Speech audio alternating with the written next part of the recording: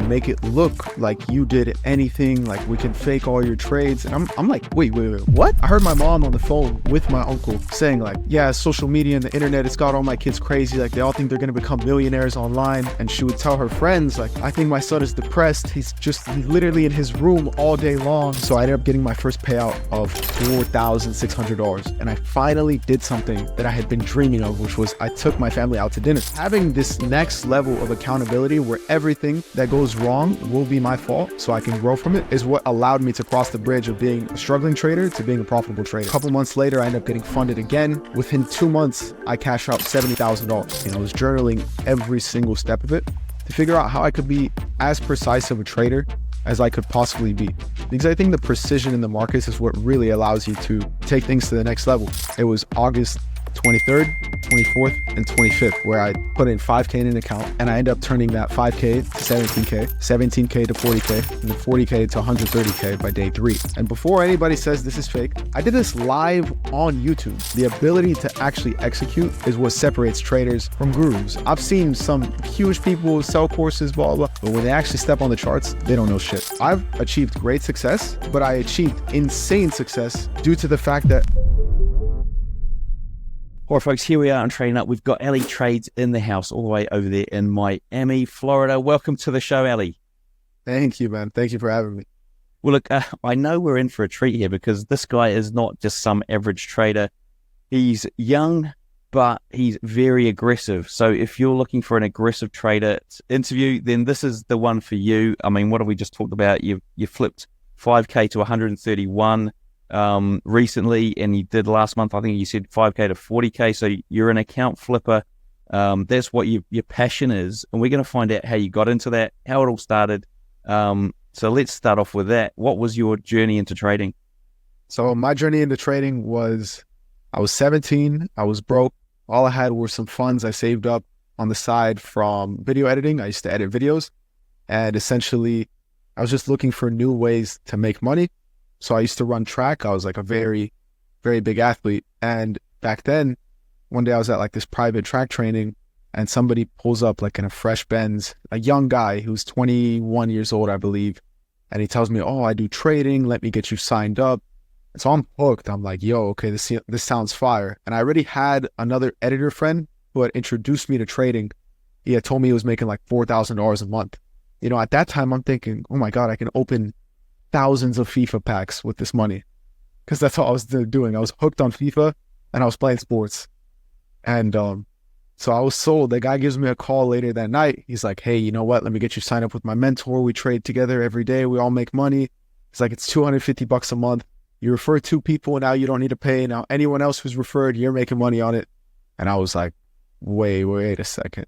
I couldn't even afford it. So I couldn't even sign up for that, and I ended up buying like some $10 course online. Folks, if you're looking for a prop firm at the moment and you want someone who's been around for ages, flexible, reliable, and has low profit targets, then check out my sponsors, Blue Guardian. So these guys, I've been trading with them for the last 8 months. They've been sponsoring the show for about that amount of time, and they even have guys on my live stream trading them as well. So what I've found is their commission seems to be lower than some of the competitors out there. So really great trading environment, and they offer now C-Trader and some other fantastic trading platforms as well. If you want to check them out, there's a coupon code in the description, or just use it, Trading Nut, all one word, and get 10% off at checkout. There's a QR code you can grab here as well. All right, folks, let's get on with the show. And how did that course go? Like, what happened with the $10 course? Let's hear. So the course stated when you can flip a demo from 3K to 5K, you should go live. So day 1, I was just on my minute 1. I had just done the first sector, which was like support and resistance, and I learned it. And I was just hitting buy, sell, everything is going my way. So I wake up my brother, it's like 1 a.m. and I'm like, bro, I need to open an account. I wasn't 18 yet. So I do it under his name. We get the account open. He helps me. You know, he's like, I don't know what you're doing, but I trust you that you're not going to put my identity at risk. I was like, thank you, bro. So I get that open. And honestly, shout out to my brother Kareem, because he did open my first trading account for me. So we get that open.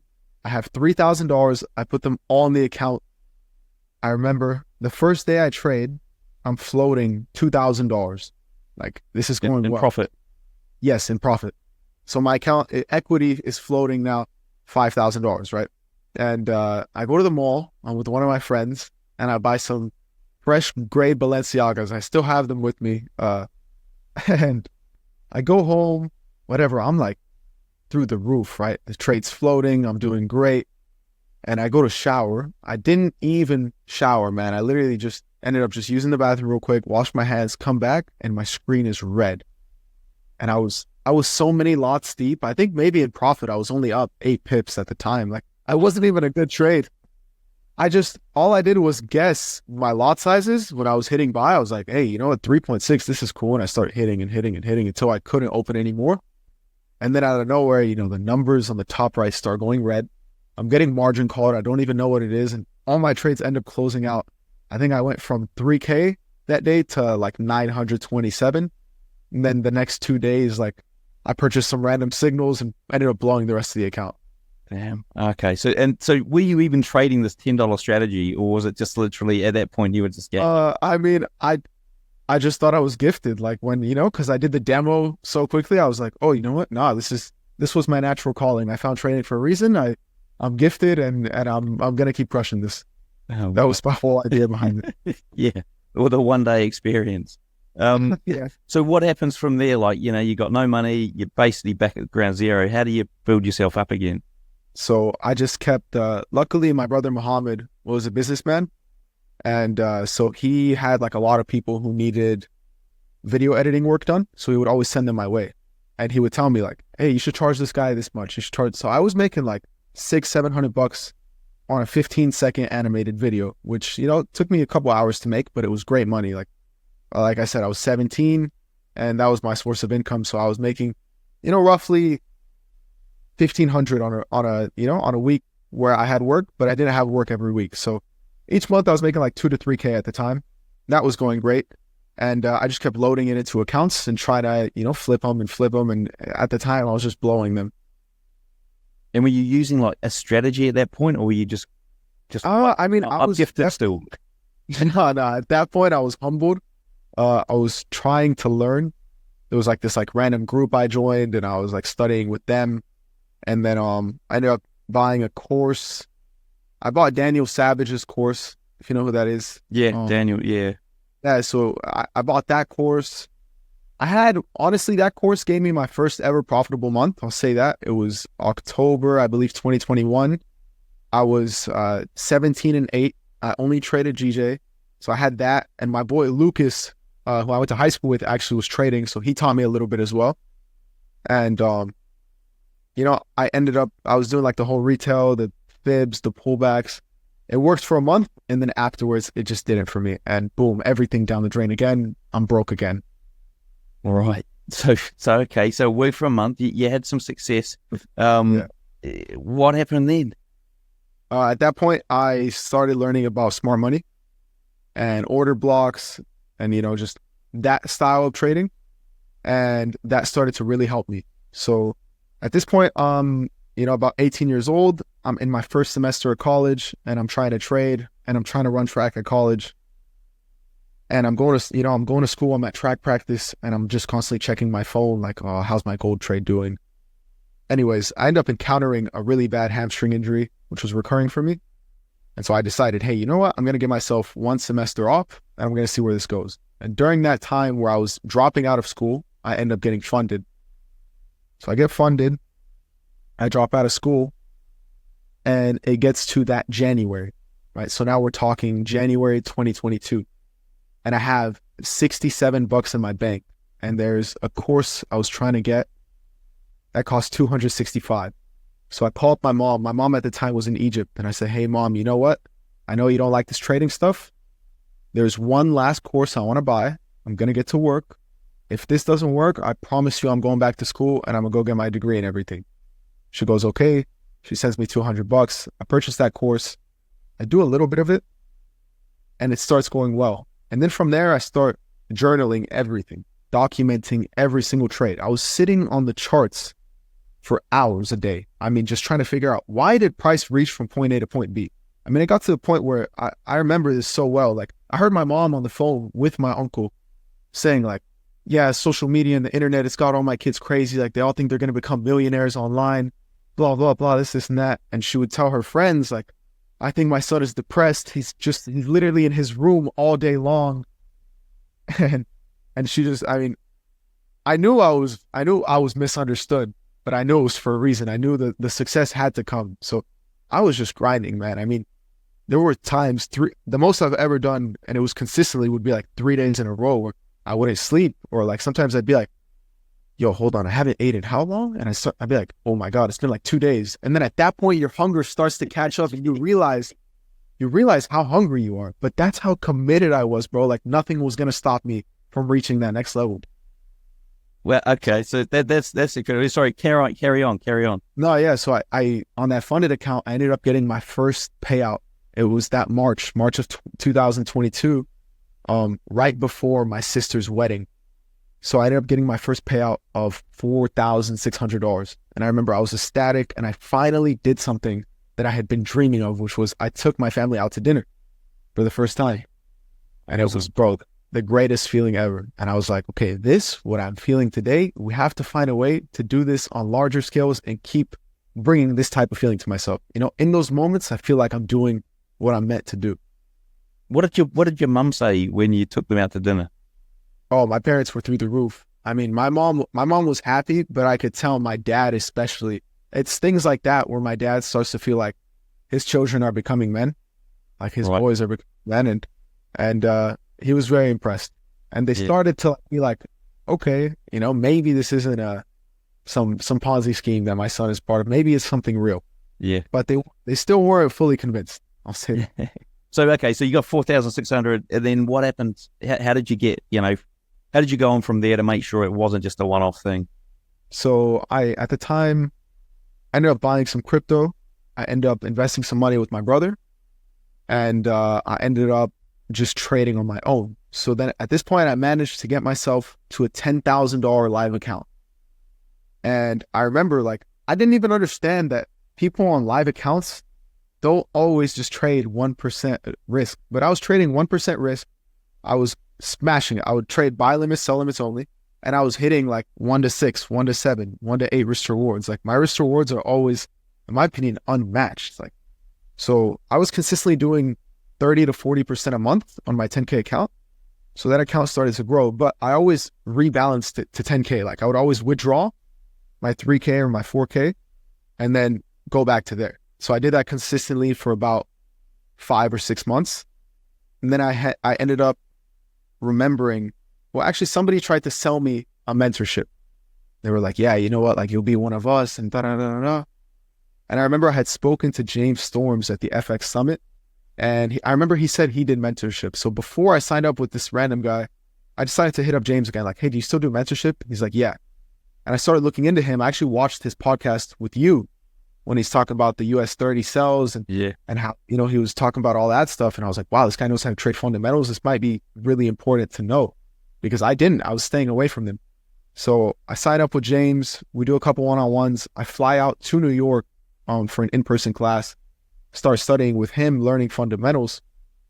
And so he taught me the core principles of it, but it didn't stick with me. I had some sort of understanding. I remember I got back from that class and instantly flipped a 5K account to 15K. Just off of like the fundamentals I learned. Yeah. Day one, I remember calling up James, yo, bro, you're not going to believe this. And he was really impressed. So we did that. And then I started getting lost in the fundamentals at that point. I was like, oh, every news release, I have to trade, I have to do this, whatever. I have to predict it. But time goes on. I end up peeling myself away from those fundamentals and starting to just bridge into like my technicals because my technicals were spot on and I just start hitting. And then a couple months later, I end up getting funded again. Within 2 months, I cash out $70,000. Wow. Because I mean, like 1 to 7, 1 to 8, 1 to 6 on just a technical basis that's like stellar. That is, I mean, as long as the win rate's, half decent, it doesn't even need to be like fantastic. No, I'll say this. I don't even care about my win rate. Like, this whole year, 2024 has been my lowest win rate. I've been probably about 50%, but I've been super profitable just because I've been knowing how to hit and how to hit big. Hey folks, what a view behind me. I'm at Black Bull Markets headquarters here in Auckland, New Zealand. Speaking of views, you can get TradingView paid plans for free at Black Bull Markets, saving you up to $600 a year. That's right, get either the Essential, Plus or Premium plans absolutely free, and all you need to do is trade from one lot a month at Black Bull Markets. And you can also get a 100% deposit bonus for your first deposit up to $1,000. All you need to do is click the Trading Nut link in the description below. And so like the fundamentals like accelerate that 1 to 6, 1 to 8 kind of risk reward. Yeah. I mean, what were you getting after those came in? So when I did those two, when I made that 70K, I literally traded 2 days. The first one, and I have it like documented. It was a $30,000 day. I traded on a funded account. Day one, I hit 30K. I held the trade, I believe, for 3 days, if I'm not mistaken. And then the other one was 1 day, and I can't remember what news release it was, but I ended up buying gold, and it just ripped. Like it ripped on up. And I ended up making, I had 2 different 100K accounts at that point, and I did 23K on each one of them. So it was 46K. So I went 30K and 46K. And I just sat on that money. You know, I took my first trip to Spain. I enjoyed it a little bit, you know? So like when you're like, so you traded gold where, I mean, what, I suppose the question I got is really, what's your sort of, how, on a gold, to get that kind of reward, I mean, what would your risk be, or what was your risk to reward on that particular trade where you got 46K? I believe it was 1 to 23. Like I was risking 1K on that. No, that trade, actually, I was risking 2K on each account. Right, okay. So it was kind of high risk for that kind of a what size account was it like? So I had 2 100,000 funded accounts. Okay, right, okay. Yeah, so I ended up 2%. getting, yeah. Okay, so 2% risk on those accounts. Okay, so that's kind of high risk, but I mean, I suppose it comes with a high reward, right? Now, yeah. Do you manage these trades at all? I.e., do you muck around with your stop loss, or are you just literally, it's either going to win or it's going to lose? Yeah, so those, at that time, it was very heavily like, if it's going to win, it's going to win. If it's going to lose, it's going to lose. But at one point, like after you're up a certain amount, you know, once you start getting to the point where you're able to record your trade and flex it and you're on a high, you got to move stops to break even. Like, in my opinion, you got to secure yourself somehow. And so even during that time, I was just letting it rip, and it worked out in my favor. And I started to slow down a little bit. After that, I go to the FX Summit, and I remember I asked Roy, the host, hey, you know what, man? I really want to further myself in fundamentals. And it was day 2 of the FX Summit, and there was this guy, Bob Elliott, and Roy's like, hey, you got to listen to this guy speak. So I actually saw him sitting before he hopped on stage. I went up to him and I was like, hey, you know what? My name's Ali. I introduced myself, and I asked him, what do you recommend for traders who are trying to get better at fundamentals? And he recommends me this book called The Art of Currency Trading by Brent Donnelly. Oh. And so using that book, along with, you know, just what I've known, kind of like from what James taught me and from my own research, that took me like to a whole nother level. So at this point, I'm reading that book, and it kind of teaches you how to read the data, like what data is important, what you should be looking for, and stuff like that. And so I believe this is like June or July, and I'm studying that book. I mean, I hate reading. I absolutely hate reading, but this book, I forced myself to finish it A to Z. I mean, notes all over it, really just to dial in the concepts and everything. And it paid off, because when August came around, it was August 23rd, 24th, and 25th. I'll never forget that, where I put in 5K in an account, and there was all red impact, high impact news. And I start looking, hey, where's it priced in? What's expected to happen? And I start, you know, drawing up my predictions, sitting there on my notebook, writing how all the previous data came out. And I end up turning that 5K to 17K, 17K to 40K, and then 40K to 130K by day 3. And I remember I withdrew 65K, and the first day I get back in the markets, I'm floating $73,500. I let it hit break even because I scaled in wrong. And if I didn't scale in wrong and I just trusted my initial analysis, though I was 250 lots deep. If I didn't scale in wrong and I trust my initial analysis, I would have hit 100 pip take profit, and I would have made 250,000 on that trade. But I didn't, you know, this is part of the game. I didn't cash that out. That's incredible. I mean, the fundamentals, I mean, how hard was it to, I always find I've never dove into fundamentals in any sort of great depth at all. I mean, how hard for somebody who's like saying, well, I want to start and add fundamentals to what I'm doing. A, how hard is it to learn how it all works? And B, how hard is it to integrate with what you do from a I suppose your edge point of view, like your entry to try and get a fundamental entry? I don't think it's too hard. At least the way I do it, I feel like I have like a very dumbed down version of it. And it's just where we priced in, meaning like literally from a technical standpoint, do we look like we're going to sell off? Are things already ready to happen? Did we already have the sell off? Did we have the buyers come in early? Because sometimes things are very predictable in the fundamentals. And that's why you'll hear sometimes like buy the rumor, sell the news, where the opposite happens. And so my approach to fundamentals is very simple. I wait for a high impact news release, and either, like for example, let's talk about recently we had, like the other week was NFP, right? And so we created like an extra 180,000 jobs. The forecast was 187,000, and the actual came out to 353,000, right? Then I looked at the unemployment rate. That came out to 3.7%. Right, so less people are unemployed. Obviously, a lot more people have jobs at this point. The hourly earnings went up.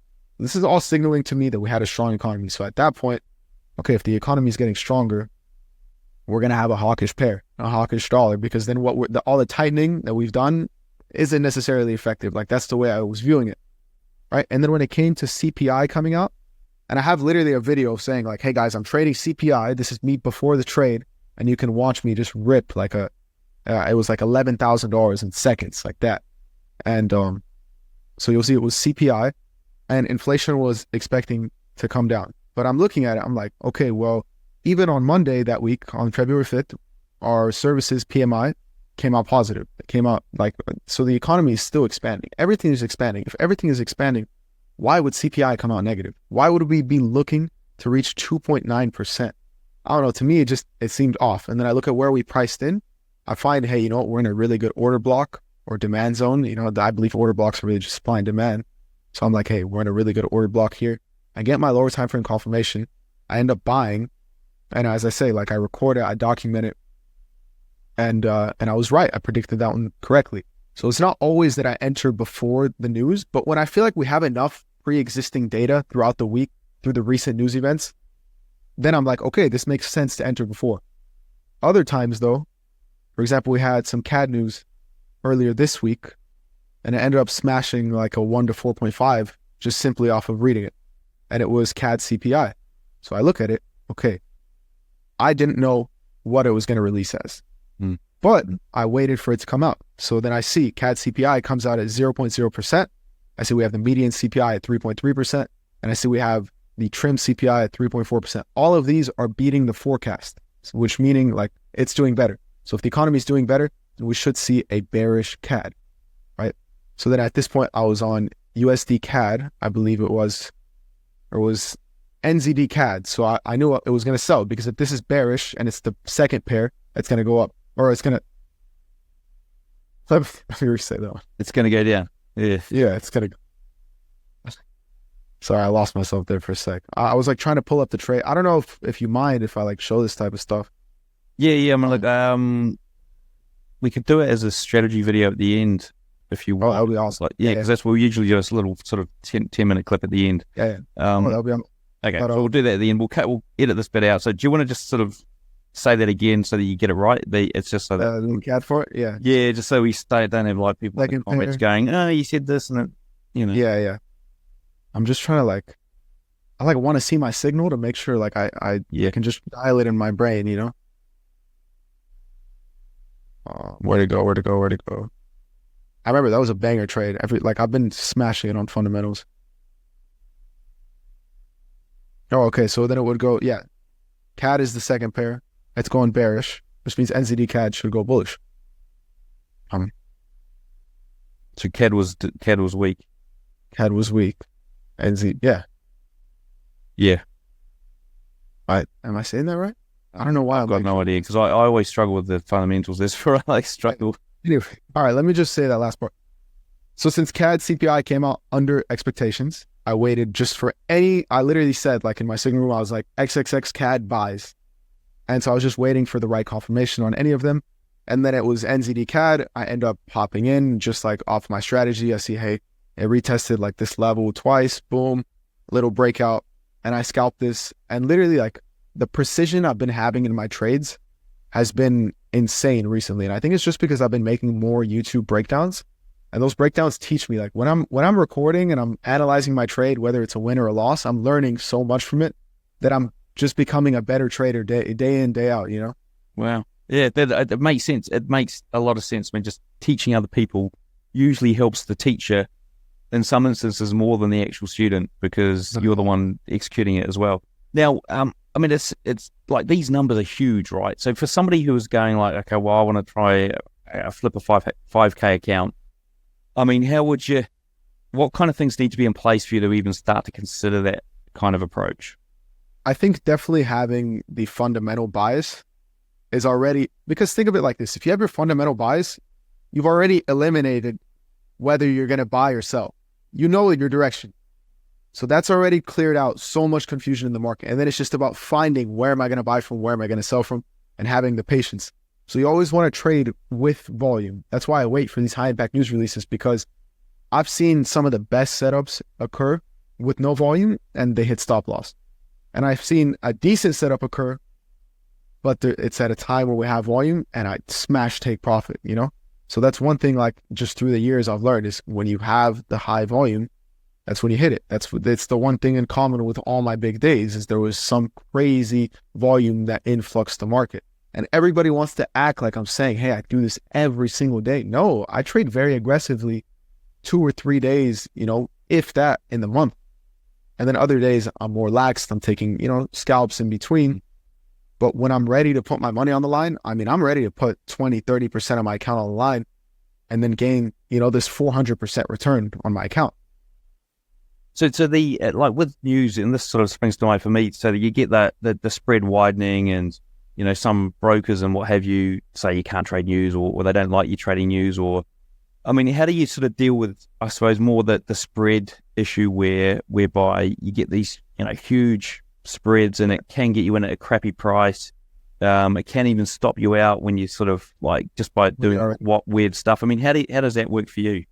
So for me, honestly, when I'm trading in news, like when I'm in it before, I usually like I don't mind closing my trade early if it's really close to the entry, because I do understand that there's still great opportunities after the news is released. Everybody thinks just because you had one massive push that the trade is gone, right? And the spreads do tend to close within, you know, the first 2 minutes. And that's usually even the threshold of those prop firms. They don't like you to trade. But a lot of the times when I am trading after the news release, I find my entries like 5 minutes after the news is released. And it's simple. Like you'll always see a big push either against the direction it's supposed to go or in the direction it's supposed to go. And then consolidation, and it's either going to correct or it's going to continue to move in that same direction. So I always wait for, are we in the same, or like if I'm looking for buys on CAD because of this, did the CAD pairs buy? Okay, yes. Did they consolidate and then did they break above again? Okay, now that's showing me, hey, you know what? We are priced into an area where this is going to continue to go. But if we're against the fundamentals, I wait for the correction and I try to hop in with that. And the same thing, if I'm in the trade before, honestly, I recommend doing a lot of research behind the broker you use, because when it comes to brokers, you don't want to mess around. You don't want your money to be locked and you don't want to get manipulated. So luckily, I've been using the same broker for like 2 years almost now. And I haven't had like those types of issues where it goes nuts on me, you know? Right. So what about your trading week/day? I mean, how do you not miss these news events if they may, I mean, happen in the middle of your night and that kind of thing? I mean, what do you do? How do you sort of manage all that stuff? Right. So I always like to just check Forex Factory in the beginning of the week to know what's coming ahead of me, so I know what times I need to be awake at. So that's like one way I like to do it. I've definitely altered my sleep schedule to be around trading. So I used to live in Los Angeles. This week, I actually just moved to Miami. And so London session like opens up at 3 a.m. So on certain days, I'll sleep at 8 p.m. and I'll wake up at 1 a.m. to get up to make sure I can check the charts. If nothing looks good, I'll wake up again at 3 a.m. If it looks good, I'm active. And then I'll be ready to trade London and New York. Like if the right news is out I will be there for both of them. Because to me, the money's not going to sleep. I could sleep later on, you know, like I want to get my money. I want to enjoy life. And I'm young too, man. Like, thank God I'm 20 years old. I'm doing this full time. So I'm willing to put my body, you know, to those kind of restless nights to make sure that I'm able to secure a lot of money and live the life I want to live. Yes, and I suppose that's the sort of not that I was going to say trade. It's not a trade. Well, it is. I suppose it is a trade-off. But you see, you know the benefit of doing it, and you're fully aware that by doing this, you're not going to be sitting up for. I mean, how long would you sit up for through a news event? Would it be a few hours or just? No, I mean, I just like to check like about, you know, 30 minutes before it's going to happen. I like to hop on, see where we priced in. Do I have an entry? Yes. Okay, I'll take it. No. Okay, I'll wait for the news release. Within the first 5 minutes of that news being released, you should be able to identify if you're going to find your entry or if it's going to take a while. If you're going to find your entry, I stay on. You know, I don't like to be on the charts at once anymore, like more than 1 to 2 hours. I just haven't seen like the need to be on that long. Unless I'm on live stream and, you know, I'm educating people and I'm doing all that stuff, because I do YouTube live streams like very often. So almost every London session I'm on live, and a lot of New York's too. I've been on live just on YouTube for free for everyone, you know? So when you mentioned earlier on, you do limits and limit orders. So when you're placing those limit orders, where are you looking to get your stop in? Is it like kind of at the lower of the order block, or are you going like much further? So it depends. So to me, it's like, I have like a kind of intricate way of doing it. So usually I wait for my higher time frame order block, and then I wait for price to be refined on the lower time frames within that order block. And if I feel like we just barely wicked into the first OB before we created the second one, like with our break of structure, then I'm going to cover the entirety of the stop. But if we have a solid close and then we break structure, then I'm going to use a more aggressive stop and tuck it just above there. So I do that with order blocks, but also when it is these high impact news releases, I'm not looking to use order blocks. It kind of shifts like a bit to a more retail perspective where I'm heavily using trend lines and then supply and demand, and I'm entering manually. It's very rare that on these high impact news releases, I'm entering buys and sell limits. So that's like one thing that's changed with my style over the years. Okay, yeah, that's because I was kind of thinking like it is. I mean, it's good in a way because you can get slipped into a better position, but the downside is you kind of like, you know, blind fading whatever's actually happening during the news. So what time frame do you enter in on? The minute one, like almost strict. Yeah, like it's all my entries come off the minute one. I will reference all the time frames, but my entries always come off the minute one. And how many screens do you have to manage all the different time frames and entering? Like my monitors? Yeah. Oh man, I just have my iPhone and my laptop.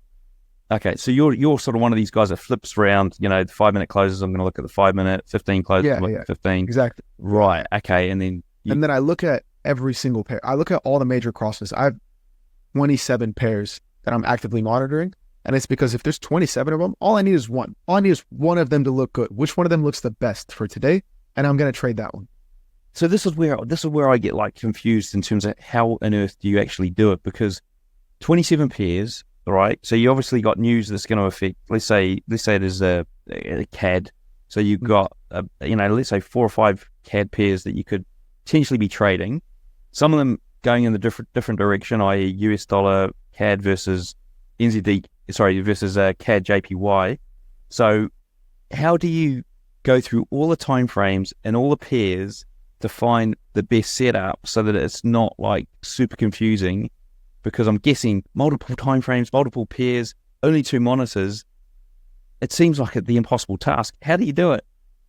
So to me, it's about identifying those things on the higher time frame. So like if you cannot just look for the first time at the chart and be like, this is in a good area, then it's probably not worth taking.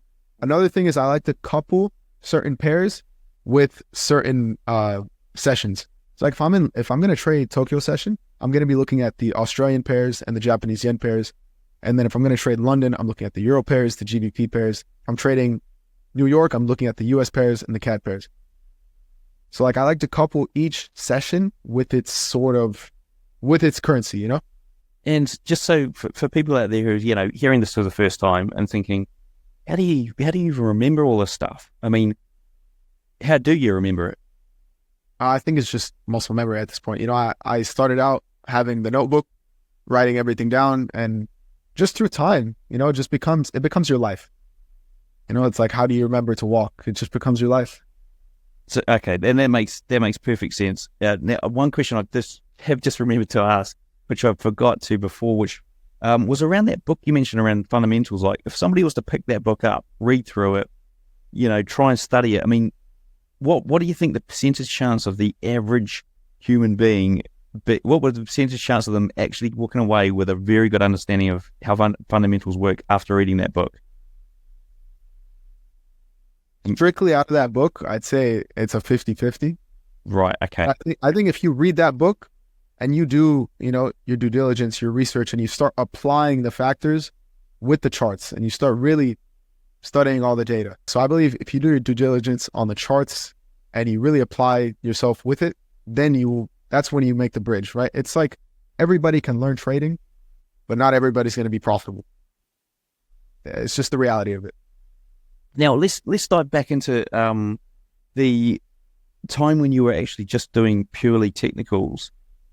I mean, it sounds like you had a damn good strategy working then. I mean, what was the sort of genesis behind it? I mean, how did you verify it, validate it, so that you could, make these 6 to 7 hour trades pretty much on a consistent basis? So I discovered this, like I had obviously understood the concepts of order blocks just from YouTube and from like courses or whatever, but it was literally just sitting there and finding out like, okay, every time I hit a trade that won, I wanted to know, why did it only reach this low? Like, if I was in buys, why did it only reach this exact point? Like, why couldn't my stops be tighter? Same thing with it, if I was in sells, it was the other ways around. And even when I was in buys, okay, why did my take profit run to exactly this point? And I was just documenting everything. I was journaling every single step of it to figure out how I could be as precise of a trader as I could possibly be. Because I think the precision in the markets is what really allows you to take things to the next level. You could be floating 10R, but where'd you close at?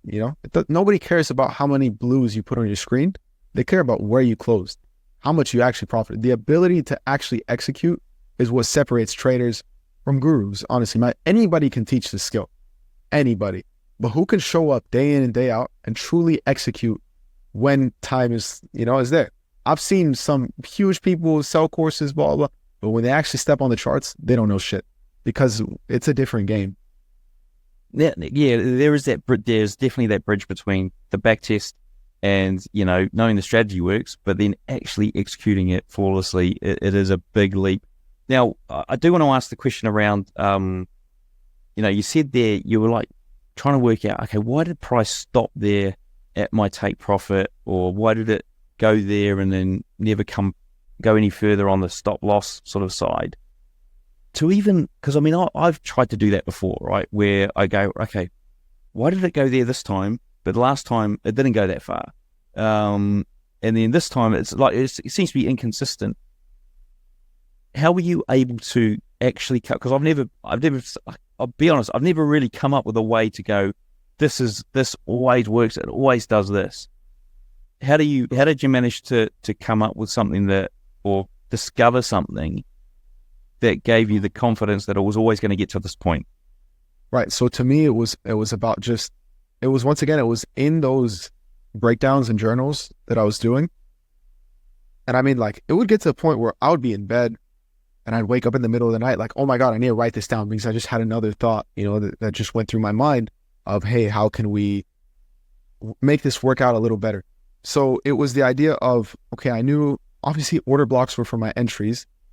So then I was always looking for, all right, let's find like the most valid rejection order block as my target. And that's usually like now what I'm going for, because I'm like, hey, if this is going to be valid for my buys, it's going to be valid for someone else's sells. Maybe I don't see it, but we got to play it safe and get out at this point here.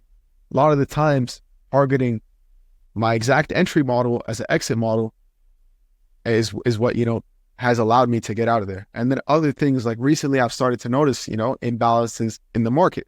Either we have this huge imbalance and, so if I'm in buys, there's the left candle, which is the higher one, and I'm targeting, I'm trying to go up. There's the left candle, which is the higher one. There's the big gap in the middle, and then the right candle, which creates that wick on the top. or on the right side. And so I'll target that wick from the candle closest to me. A lot of the times I'll notice, hey, that's exactly where price started to slow down. Another thing is if price is already, there are no imbalances, then that's when I start to look for, all right, that's the rejection order block now that I'm going to chase. So it's using these confluences, I guess, just from not being afraid to fail. Like I can lose 10 trades and I'm going to walk around with the same exact confidence I have, because I know that at the end of the day, every loss I'm going to learn from. It's going in the long-term investment portfolio. That's how I think of it. All my losses, I'm like, oh, these are coming back, as way bigger wins later. Thank God I lost 3K today because tomorrow I'm going to make 12. And I treat it like that. We'll talk about mindset in a second. I just want to sort of like highlight for the guys that are listening that that is quite an interesting way to do it. And I've never really thought about it like that, ironically, is the whole, if you haven't, you could almost look at it like this. If you haven't got an exit, which is your entry when you're entering the trade, then don't take the trade. And maybe that's where I'm there. Maybe that's where I've been going wrong. Whereas I don't have the opposite entry to then get out of the trade. So therefore I'm just like getting in a trade that's never going to get out or hasn't got a target to get out at, because people aren't looking to take the opposite direction. So anyway, that's me. But back to you, mindset. It sounds like you've actually got kind of, a very positive outlook. Anyway, I'm wondering if there are anything you struggle with from a mindset point of view when you were, starting out your journey, or even across the course of finding a bit of success and then, having some failure. How did you overcome it? Yeah, so to me, it was always just like wanting to strategy hop, and I didn't have like the right psychology when I was trading. I wanted to blame other things. And the day that I decided, hey, you know what? I don't care. Even if I take someone's signal and it loses, it's my fault because I decided to execute their signal. That type of mindset where every single thing that happens is my fault, regardless of if some high impact news release came out against me and I lost the trade because of that. I can't blame the news. I decided to be in it at that time. Even if it was unexpected, let's just say tomorrow, just someone very famous or important passes away, right? God forbid. And the trade completely reverses. That's still my fault. I was in the trade at that moment. So things like that, like just having this next level of accountability where everything that goes wrong will be my fault so I can grow from it, is what allowed me to cross the bridge of being a struggling trader to being a profitable trader. That's a very, very nice way to look at things. I mean, how on earth did you land on that as something to add in, or just to remind yourself of all the time? Because I think that's the key thing, is when you go, oh, that's great. Like somebody will listen to this and walk away and go, right, brilliant. Okay, accountability. 2 weeks down the line, they've forgotten this interview and they're not being accountable. I mean, how did you lock it in and dial that in for yourself? So being an athlete, right? So I started playing soccer when I was 13 years old, which is really late. So when I was riding the bench, I wasn't as good as the other players, and I wanted to blame the coach and do all this. And I remember my freshman year of high school, I rolled the bench. Like I did not see minutes, and all I did was say, man, the coach is this, the coach is that. It's all his fault. He's not playing me. I'm a good player. And then I started to be like, all right, maybe I'm not that good. Maybe we need to work harder. And I trained every single day. I put my head down. Me and my boy Tony started training that entire summer, carry on all the way until season started. And I just started like realizing, hey, you know what? Maybe there has to be some sort of reason why I wasn't playing. If I was really that good, it doesn't matter. The coach is going to play me. And so I started just getting better by working on myself. So having that background of sports where I've done that already, and I saw the improvement from it, because the next year after training and everything, I became MVP. There wasn't a single game I rolled the bench. Like I started every game. I was our top scorer and I was our MVP. So I saw the shift and, oh, hey, you know what? The hard work does matter. To me, I've never been the most talented. I've never been the best looking. I've never been the fastest, but I've always been just willing to go the extra mile. Yeah, it's funny you say that. Like, I mean, I was the same actually. I think I started playing football, soccer when I was like, I might have been 10, and all my friends had started when they were about 5, and I was the worst player.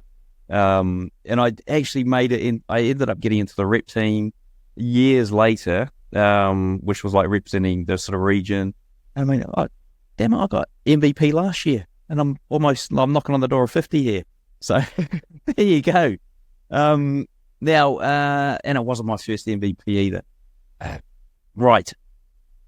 Let's jump into a couple of final questions here, and we'll dive into a quick fire round. So, if there was one thing you'd recommend any retail trader spend the next month mastering, what would it be?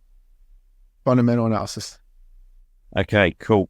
How long did it take you to go from newbie to consistently profitable? A year and a half. Yeah. What's your favorite entry setup? Higher time frame order block, refined to a minute 5 or lower. Price touches in, gives me another break of structure, setting a limit on that order block.